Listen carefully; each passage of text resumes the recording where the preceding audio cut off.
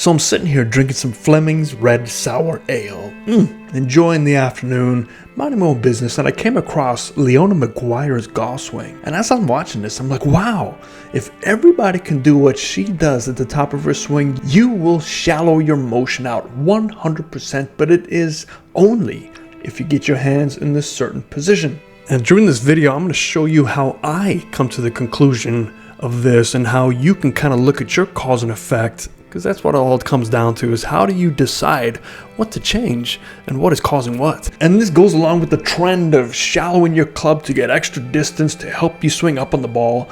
Doesn't necessarily work all the time, specifically with the amateur, and I see so many amateurs ruining their motions trying to get shallow. But let's take a look at the secret, and I promise you, if you get to the end of this video and get your hands in a much better position like she does, you'll get it shallow. Let's take a look.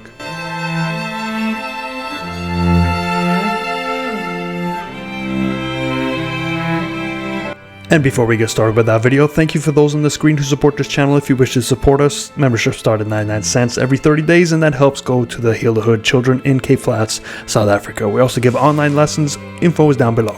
Let's get to the video. Let me just prepare you for Leona Maguire's golf swing. This is a very unique, really cool swing. I love watching this swing. This is a swing where it's definitely manufactured, and whoever has worked with her over a career has done a great job to kind of let her do her own thing. And this is how most of these tour players are. They just develop on their own with some guidance. All right, let's watch her swing a few times, and let's take a look at first. We can see she loses balance on the left side, and when she hits it hard, she does typically lose balance. We'll talk about that. We'll also talk about how this club goes from very steep to very shallow, comparatively speaking. It actually gains about 30 degrees. It changes 30 degrees from her top of her swing to her impact, and it's not necessarily her arms and hands that are changing that. It's where she sets her wrists in the swing. She does it a little bit backwards. She sets her wrist on the downswing more so than the backswing, and I think if you can do that at home, it will really help you shallow the club a little bit sooner. But you have to get your body to play its part as well, and most of us don't do that. So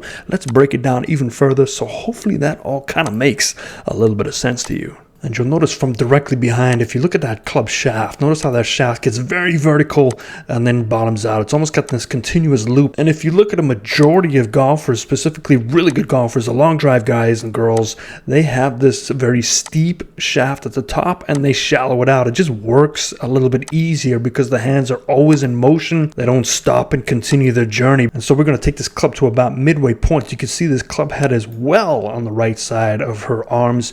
As she gets to the top, we're going to draw a plane line in green and show you how steep that is. And she keeps it on that steep plane line. Now this means hands are nice and high. And let's go to the midway point and we can see all of a sudden, let's just see what that angle is. We're looking at a 30-degree change from the top to impact. Now, what can cause this change? Okay, so I've drawn her spine angle. I've also drawn her shoulder tilt prediction line, and that's at the top of her swing. That's basically if she rotates truly around her spine. And you can see that when the hands typically go higher, we do see sometimes an increase of shoulder tilt. But here, she is right bang on that 90-degree mark. So that means her arms are raising up, not because her shoulders are tilting, but because her arms are actually flying up to the sky. But I want you to watch the hands. So the hands move, they move, they reroute down, and they move again. So they're constantly moving. Now this is a great thing that I want you as the amateur to feel. So you're going to have to forgive my elementary draw on the right side, but that is a person face on. So there's two ways that the hands and arms can move in the golf swing. I've seen them move where they go to the very top, they stop, and then they come back down in the transition.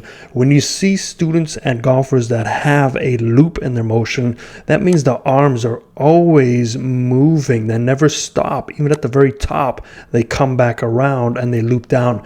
Now, if you can have this looping motion in your hands and arms, it does make it much easier to store and deliver power because they're always in motion, most likely like cracking a whip.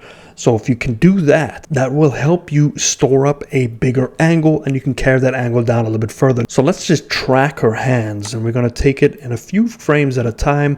We can see that we're going to get a path of her hand action and see what happens to that hand action. And now they're going to loop back down. So we see that tiny bit of loop.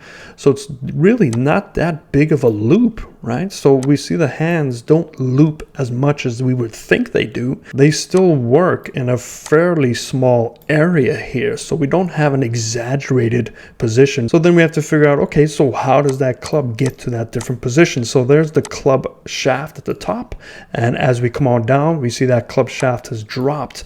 So we know the arms and hands have looped very small in comparison to other ones that I've seen a la Jim Furyk, but we are seeing a different angle, and we know it's 30 degrees of angle that we are changing. But what is causing that? So this is where I strive for the amateurs to work on, and this takes a lot of patience because you can't just get the arms in a new position with your old body positions, because some of you are shaft humping, some of you are starting to stand up and lose real estate in this area. So you cannot do this, and you cannot get the club shallow, because if you do with limited space, you're going to shank the golf ball, you're going to hit it heavy, it's going to be very, very painful and frustrating. So what she has developed is she's developed a beautiful resistance. So if you look at the back resistance line, watch how she stays against that back resistance line and actually moves a little bit further left. And what this allows her to do is stay in her posture. She actually will increase her spine angle. Let's do this one in red. We can see that her angle as she strikes the golf ball actually increases because she went down, and she's staying down and driving her weight left and low.